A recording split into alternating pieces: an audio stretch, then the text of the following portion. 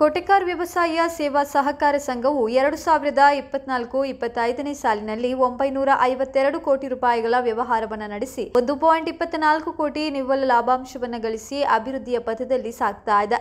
ಇಷ್ಟೊಂದು ದೊಡ್ಡ ಮೊತ್ತದ ವ್ಯವಹಾರ ನಡೆಸಿ ಲಾಭ ಗಳಿಸಲು ಸಾಧ್ಯವಾಗಿರುವುದಕ್ಕೆ ಸಂಘದ ಸದಸ್ಯರು, ಗ್ರಾಹಕರು, ಹಿತೈಷಿಗಳು ಹಾಗೂ ಸಿಬ್ಬಂದಿಗಳಿಗೆ ಸಂಘದ ಪರವಾಗಿ ಈ ಮೂಲಕ ಅಭಿನಂದನೆಯನ್ನ ಸಲ್ಲಿಸುತ್ತಿದ್ದೇವೆ ಮತ್ತು ಸಂಘವು ನಿರಂತರವಾಗಿ ಪ್ರಗತಿಯನ್ನ ಸಾಧಿಸುತ್ತಾ ಮುನ್ನಡೆತಾ ಇದೆ ಎಂದು ಕೋಟೆಕಾರ್ ವ್ಯವಸಾಯ ಸೇವಾ ಸಹಕಾರಿ ಬ್ಯಾಂಕ್ ಅಧ್ಯಕ್ಷ ಕೃಷ್ಣ ಶೆಟ್ಟಿ ಕೆಳಗಿನ ಕೋಟೆಕಾರ್ ಗುತ್ತು ಹೇಳಿದ್ದಾರೆ.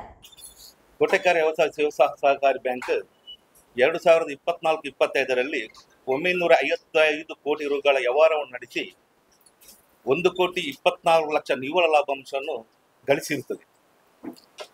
ಇಷ್ಟೊಂದು ದೊಡ್ಡ ಮೊತ್ತದ ವ್ಯವಹಾರವನ್ನು ನಡೆಸಿ ಲಾಭ ಗಳಿಸಲು ಸಂಘದ ಆಡಳಿತ ನಿರ್ದೇಶಕರು ಮತ್ತು ಸಂಘದ ಕಾರ್ಯನಿರ್ವಹಣಾಧಿಕಾರಿ, ಸಂಘದ ಹಿತೈಷಿಗಳು ಹಾಗೂ ಸಂಘದ ಸದಸ್ಯರಿಗೆ ಹಾಗೂ ಸಂಘದ ಸಿಬ್ಬಂದಿ ವರ್ಗದವರಿಗೆ ನಾನು ಅಭಿನಂದನೆಯನ್ನು ಸಲ್ಲಿಸುತ್ತಿದ್ದೇನೆ. ಸಂಘವು ಹಲವಾರು ವರ್ಷಗಳಿಂದ ಪ್ರಗತಿ ಪಥದಲ್ಲಿ ಸಾಗುತ್ತಿದೆ ಎಂದು ಹೇಳಲಿಕ್ಕೆ ನನಗೆ ತುಂಬಾ ಸಂತೋಷವಾಗುತ್ತದೆ.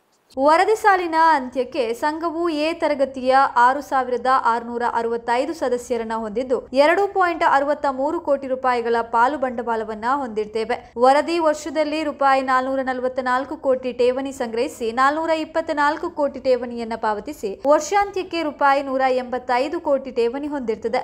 ಕಳೆದ ವರ್ಷಾಂತ್ಯಕ್ಕೆ ಹೋಲಿಸಿದ್ರೆ ಠೇವಣಿ ಸಂಗ್ರಹದಲ್ಲಿ 21 ಕೋಟಿ ರೂಪಾಯಿಗಳ ಪ್ರಗತಿಯನ್ನ ಸಾಧಿಸಲಾಗಿದೆ. ವರದಿ ಸಾಲಿನಲ್ಲಿ 240 ಕೋಟಿ ಸಾಲ ವಿತರಿಸಿ 216 ಸಾಲ ವಸೂಲಿಯಾಗಿರ್ತದೆ. ವರ್ಷಾಂತ್ಯಕ್ಕೆ 147 ಕೋಟಿ ಹೊರಬಾಕಿ ಸಾಲ ಇರ್ತದೆ. ಸಾಲ ವಸೂಲಾತಿಯಲ್ಲಿ 95% ಪ್ರಗತಿಯನ್ನ ಸಾಧಿಸಿರ್ತೇವೆ. ಕೋಟೆಕಾರ್ ಬ್ಯಾಂಕ್ ಕೆಸಿ ರೋಡ್ ಶಾಖೆಯ ದರೋಡೆ ಪ್ರಕರಣದಲ್ಲಿ 20% ಚಿನ್ನಾಭರಣ ಸಿಗಲು ಬಾಕಿ ಇದೆ. ಪ್ರಕರಣದಲ್ಲಿ ಇನ್ನು 3 ಆರೋಪಿಗಳ ಬಂಧನವಾಗಬೇಕಾಗಿದೆ. ಹಿರಿಯ ಪೊಲೀಸ್ ಅಧಿಕಾರಿಗಳು ಎಲ್ಲ ಆರೋಪಿಗಳನ್ನು ಬಂಧಿಸಿ ಚಿನ್ನಾಭರಣ ವಶಕ್ಕೆ ನೀಡುವ ಭರವಸೆಯನ್ನ ನೀಡಿದ್ದಾರೆ ಎಂದರು. ವರದಿ ಸಾಲಿನ ಅಂತ್ಯಕ್ಕೆ ಸಂಘವು ಎ ತರಗತಿಯ 6,695 ಸದಸ್ಯರನ್ನು ಹೊಂದಿದ್ದು 2,63 ರೂಗಳ ಪಾಲು ಬಂಡವಾಳವನ್ನು ಹೊಂದಿರುತ್ತದೆ.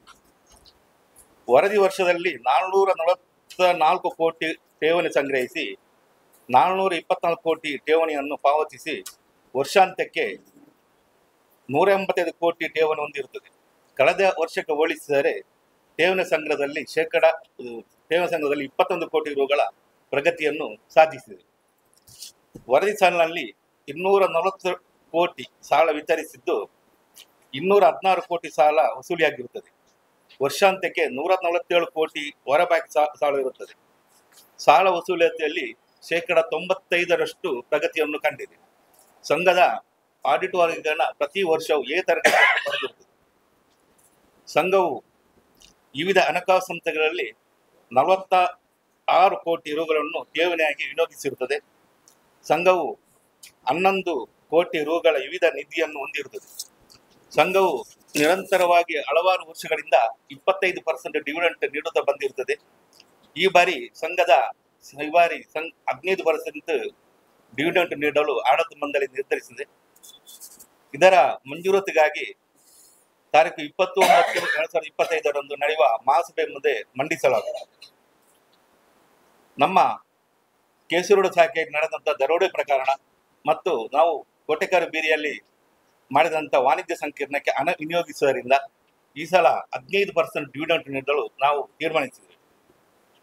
ಹಾಗೆ ಸಂಘವು ಅಡಿಕೆ ಬೆಳೆಗಾರರಿಗೆ 1 kgಗೆ 100 ರೂಪಾಯಿಯಂತೆ ಸಬ್ಸಿಡಿ ನೀಡುತ್ತಾ ಬಂದಿರುತ್ತದೆ.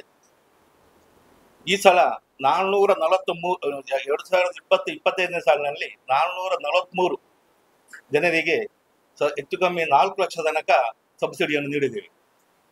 ಹಾಗೆ ಭತ್ತ ಕೃಷಿ ಮಾಡುವವರಿಗೆ ನಾವು 1 ಎಕರೆಗೆ 5,000ದಂತೆ 2 ಎಕರೆಗೆ 10,000 ಪ್ರೋತ್ಸಾಹನ ನೀಡುತ್ತಾ ಬಂದಿದ್ದೇವೆ.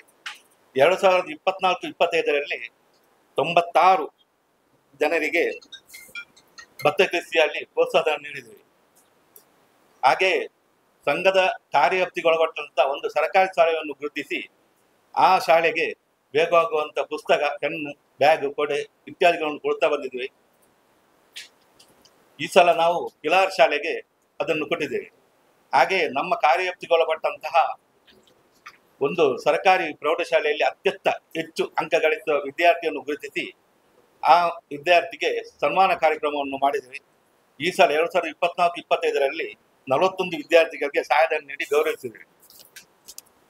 ಅದೇ ಪ್ರಕಾರ ನಮಗೆ 2024-25ರಲ್ಲಿ ದಕ್ಷಿಣ ಕನ್ನಡ ಜಿಲ್ಲಾ ಕೇಂದ್ರ ಸಹಕಾರ ಬ್ಯಾಂಕಿನ ಪ್ರಶಸ್ತಿ ಸಿಕ್ಕಿರುತ್ತದೆ. ಹಾಗೆಯೇ ಈ ಮುಂದೆಯೂ ನಮಗೆ ಅಪೆಕ್ಸ್ ಬ್ಯಾಂಕಿನ ಪ್ರಶಸ್ತಿ, 2023ರಲ್ಲಿ ಜಿಲ್ಲಾ ರಾಜ್ಯೋತ್ಸವ ಪ್ರಶಸ್ತಿ ಸಿಕ್ಕಿರುತ್ತದೆ. ಹಾಗೆ ಈ ಸಲದ ವಾರ್ಷಿಕ ಮಹಾಸಭೆ 29/2025ರಲ್ಲಿ ನಮ್ಮ ಬೀರಿ ದಿವಂಗತ ಸುಬ್ಬಣ್ಣಯ್ಯ ಸ್ಮಾರಕ ಸಹಕಾರ ಸೌಧದಲ್ಲಿ ನಡೆಯಲಿರುವುದು. ಎಲ್ಲ ಸಿಗ್ಲಿಲ್ಲ, 2-3 ಜನ ಇದ್ದಾರೆ ಬಾಕಿ ಸಿಗ್ಲಿಕ್ಕೆ. ಈಗಲೂ ಕೂಡ ಆಗ್ತಾ ಇದ್ದೇವೆ. ಈಗಲೂ ಕೂಡ ಕಮಿಷನರ್ ACPನವರು ಮೀಟ್ ಆಗಿ ಅದರ ಬಗ್ಗೆ ತನಿಖೆಗೆ ಒತ್ತಾಯ ಮಾಡ್ತಾ ಇದ್ದೇವೆ. ಇನ್ನು ಪತ್ರಿಕಾಗೋಷ್ಠಿಯಲ್ಲಿ ಸಂಘದ ಉಪಾಧ್ಯಕ್ಷರಾದ KB ಅಬುಸಾಲಿಕಿನ್ಯ, ನಿರ್ದೇಶಕರಾದ Gangadhara U, K Krishnappa Saliyan, Udayakumar Shetty, Arun Kumar U, Raghava R Uchil, Raghava C Uchil, Surekha Chandrahasa, Sunita Lobo, Babu Nayak, Krishnappa ಮತ್ತು ಮುಖ್ಯ ಕಾರ್ಯನಿರ್ವಹಣಾಧಿಕಾರಿ ಹರ್ಷವರ್ಧನ್ ಉಳ್ಳಾಲ್ ಉಪಸ್ಥಿತರಿದ್ದರು.